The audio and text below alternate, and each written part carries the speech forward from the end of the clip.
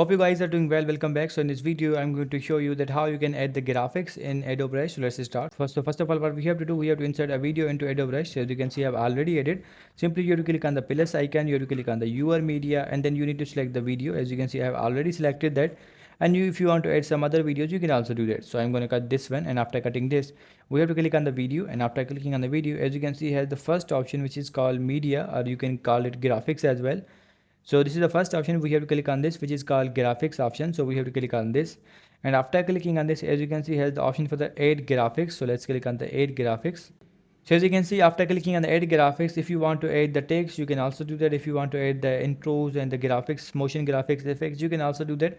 All the things are provided here. We have to click on the browse all. As you can see, if you want to check out the titles, you have to click on the titles, and here you will be able to see all the options related to titles. For example, if you want to select the transition graphics, you have to click on the transition graphics, and here you will be able to see all the transitions as well. For example, I'm going to scroll this here, and now as you can see, the transition will be applied like this. So we have to wait until it load.